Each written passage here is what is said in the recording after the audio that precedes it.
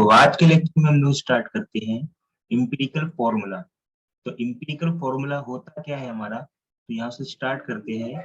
देखो, तो empirical formula आपका होता ये है कि आपके पास कोई कंपाउंड है और उस कंपाउंड में जो आपके एटम होते हैं उनका एक सिंपलेस्ट पॉजिटिव इंटीजर क्या होता है, उसी को हम लोग कहते हैं हमारा empirical formula.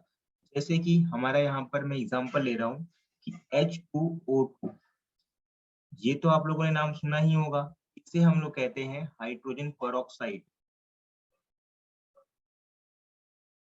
Hydrogen peroxide, okay. तो ये जो हमारा है हाइड्रोजन पेरोक्साइड, इनमें जो एटम का सिंपलेस्ट रेशियो है, पॉजिटिव रेशियो है, वो क्या होगा, देखो यहाँ पर HO, HO, ओके। तो ये हमारा जो फॉर्मूला आया है, इसे हम लोग कहते हैं हमारा इम्पिरिकल फॉर्मूला। Empirical formula.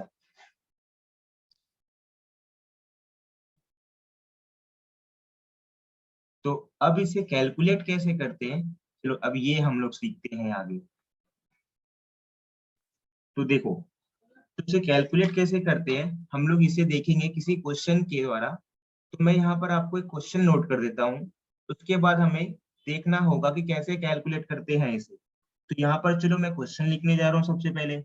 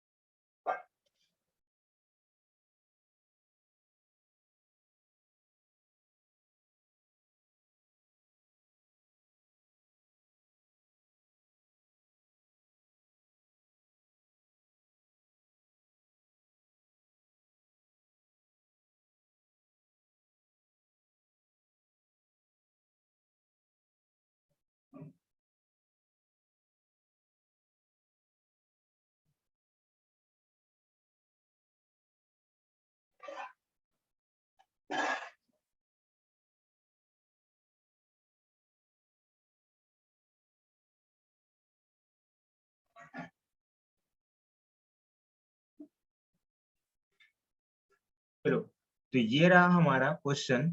तो अब लोग यहाँ से स्टार्ट करते हैं हमारा आंसर। तो यहाँ पर चलो स्टार्ट करते हैं कैसे कैलकुलेट करते हैं हम लोग, कि इम्पिरिकल फॉर्मूला कैसे निकालते हैं। तो फर्स्ट ऑफ ऑल आपको यहाँ पर करना क्या होगा, एक टेबल ड्रॉ करना होगा, सबसे इजी। देखो, टेबल में जो आपको सबसे पहले ड्रॉ ये करना है कि जो आपको लिखना होगा, यहाँ पर आपको लिखना होगा एलिमेंट। एलिमेंट क्या होते हैं, देखो क्वेश्चन में जो आपको गिवन एलिमेंट है ना, उसे आपको यहाँ पर नोट करना होगा। तो जैसे कि मेरा यहाँ पर क्वेश्चन में एलिमेंट कौन कौन से, देखो मैंने यहाँ पर लिखा है पोटेशियम लिखा है, क्रोमियम लिखा है, देन ऑक्सीजन लिखा है, ओके। चलो, तो ये तो हमारा हो गया एलिमेंट की बात। अब हम लोग यहाँ पर आते हैं, इनका लिखते हैं मास परसेंटेज बाय ग्राम।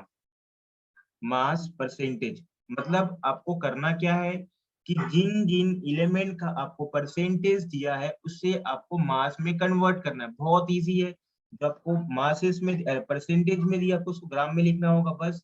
तो 26.6 ग्राम हो जाएगा ये आपका।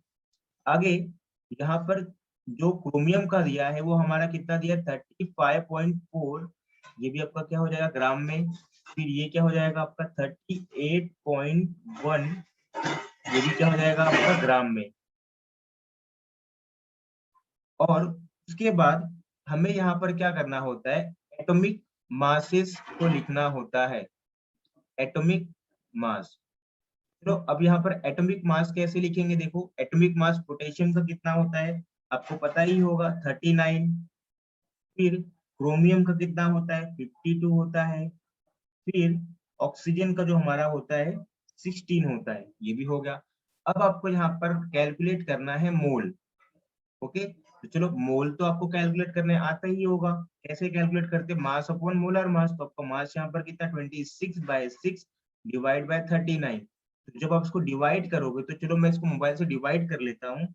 तो चलो मैंने जैसे ही डिवाइड किया तो मुझे यहाँ पर ये जो आंसर आया 0.68 आया। अब जैसे कि मैंने यहाँ पर इसको और इसको आपस में डिवाइड किया तो मुझे यहाँ पर आया 0.68, यहाँ पर भी वही आया सेम।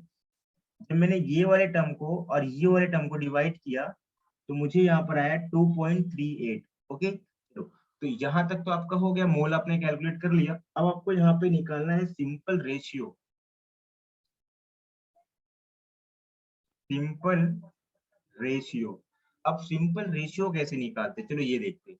तो सिंपल रेशियो निकालने का सबसे इजी मेथड हमारे पास होता है कि देखो जो मोल आपको यहाँ पर दिख रहा है, उस मोल में सबसे कम वैल्यू किसकी है। तो अगर मैं देखने जाऊं तो देखो आपको देखने मिलेगा ये और ये, इन दोनों की वैल्यू कम है इनसे, मतलब उस कॉलम में, मोल के कॉलम में ऐसे कौन सा आपका एलिमेंट है जिनका मोल का वैल्यू कम है। तो अगर मैं देखूं दोनों का सेम है, मतलब दोनों का ही कम है और सेम भी है, तो आपको करना क्या है कि जो वैल्यू कम होती है आपको उसी से तीनों को डिवाइड करना होगा। तो चलो मेरे पास 0.68 सबसे कम वैल्यू है, जब मैं इसे डिवाइड करूंगा तो 1 आएगा, यहाँ पर 1 आएगा और यहाँ पर आपको आएगा 3.5। 3.5, ओके, 3.5। तो ये हमारा आ गया सिंपल रेशियो। ओके, तो अब हमें लिखना यहाँ पर क्या है, देखो जो आपको सिंपल रेशियो आया है क्या, देखो पोटेशियम का कितना आया है Cr और O। यहाँ पर पोटेशियम का आपको आया है 1, Cr का आया है 1 और इसका आया है 3.5 रेशियो। तो करना मैंने आपको क्या कहा था कि आपका इंपिरिकल फॉर्मूला क्या होता है, simplest positive integer value. Okay, तो अब देखो 3.5 तो आपका फ्रैक्शन वैल्यू हो गया। ओके, तो हम लोग को इसमें नॉर्मल वैल्यू में कन्वर्ट करना होगा, तो हमें यहाँ पर एक मल्टीप्लाई करना होगा इसको 2 से। जब मैं इसे 2 से मल्टीप्लाई करूंगा तो ये आपका हो जाएगा 2/2/7। तो जो आपको फॉर्मूला निकल के आएगा, इंपिरिकल फॉर्मूला आपका ये आएगा K2Cr2O7। तो ये आपका हो गया इंपिरिकल फॉर्मूला, ओके, इस कंपाउंड का, जो गिवन कंपाउंड आपको बोलेगा बनाने के लिए। तो ये था कुछ आपका क्वेश्चन और इसका हमारा ये रहा आंसर। तो आगे मैं आपको यहाँ पर कुछ नीट के क्वेश्चन भी दिखा देता हूँ।